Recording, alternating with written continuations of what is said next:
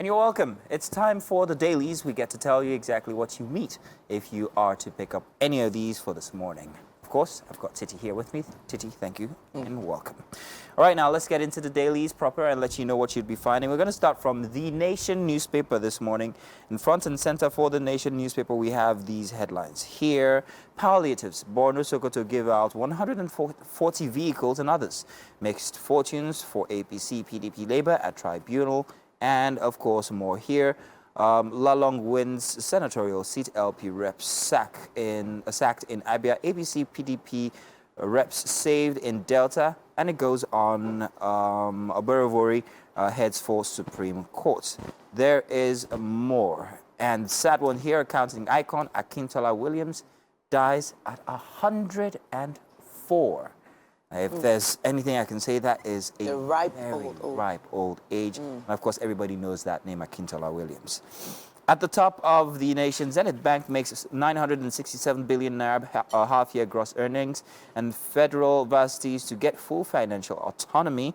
Education to take budget 25%.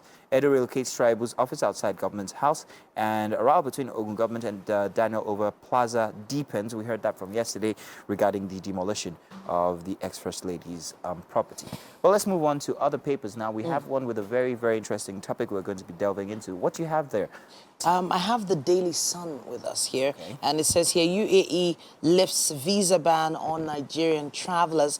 Decision taken after parley with Tinubu, President Tinubu and the president of the UAE in the photo story there with the historic handshake. Now, it's been almost a year. It's about a year. About a year. That the ban happened. And for those that remember how Nigerians used to just sort of go back and forth to Dubai every week, especially those who own boutiques, furniture stores, Traders, for also even medical tourism, because of the medical city that's there in Dubai. A lot of people were going to Dubai a lot. And when that happened, it marked a real pause on a lot of important trade that was happening between the two countries. Now, of course, there are probably some other issues they probably discussed during that meeting that we're not privy to, but I have been seeing a lot of travel agencies putting up celebratory posts saying Dubai is back. Well, tourism was one of the biggest market, is one of the biggest market in Dubai, and of course Nigerians,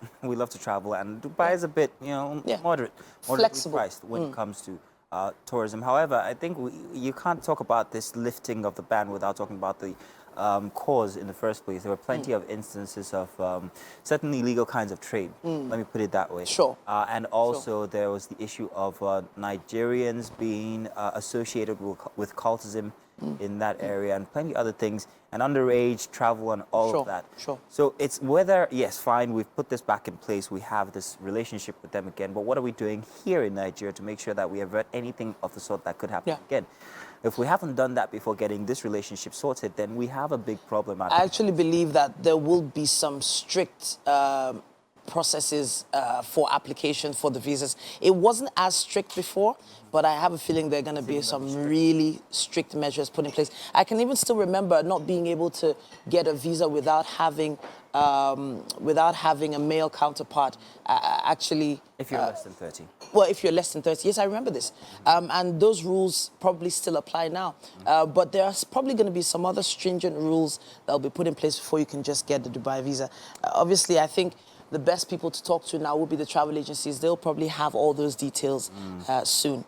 Emirates, Etihad, great airlines, and we've missed them. Yeah, they're back in Nigeria immediately. Now let's move on to the Daily Trust newspaper. Still same headline here. Flights, businesses resume as Nigeria, UAE resolve row. Experts want Nigerian airline. That's about it for the Daily Trust newspaper. I'm going to move swiftly now to, let's see, The Punch. And front and center for The Punch newspaper. Tinubu special investigator faults CBN audited reports. Central Bank allegedly pays over 400 million naira to IFRS Academy for accounting guidelines, and DSS to summon FRC boss. Top directors, a CBN special investigator deepens probe. A lot about that going on recently. And of course, once again, operators excited about UAE lifts visa ban on Nigerians. Morocco earthquake, death toll rises to 2,000 700. Goodness Very me. sad, beautiful place. Sad. Someone asked me if I was still going to go. I'm like, of course I'm still going to go. I love that place. It's very, very beautiful. You went. I was here last year. It was Yeah. Beautiful place. beautiful place. Marrakesh, Tangier. We went across the entire length of Morocco, and Wow. it was It's ecstatic. I'll put it so. it's hard to believe, you know, what could happen in the blink of an eye, essentially, to a beautiful place like that. And we, of course, our hearts go out to the families of people who have people there, who are definitely going to be going through a lot of challenges trying to get food, water. And if there are any ways you can reach out to people there and lend a hand, try. And there's still this headline here for the Punch. Pengasin reacts as Dangote refinery misses production deadline. I said this from before. These deadlines seem impossible, especially with there was a video that hit social media about constructions or management. So yes, construction management still going on at the refinery. At the time, it was it commissioned or launched or what? Commissioned. Let's Yeah. put it so. And it didn't seem like. And we've got lots of our hope on this. We're hoping that this is going to help alleviate some of the suffering we're going through when it comes to the fuel subsidy removal and how much we're paying for fuel. So everybody's waiting. And this deadline, well, we've missed it. I actually feel like some of those expectations were extremely high because, yeah, there's a lot of pressure. And I do feel like the commissioning, the opening was being placed at that time specifically because it was supposed to be before the elections, if I'm right? Just before the elections, or rather, just before the handover. Am I right? I'm not sure. The handover happened. And I feel like it was just a ceremonial situation. In terms of project management, those kinds of deadlines were a little bit outside the box. But hopefully they're able to get a handle on it. And I have a feeling we'll be hearing about some new prospective deadlines coming up soon. Well.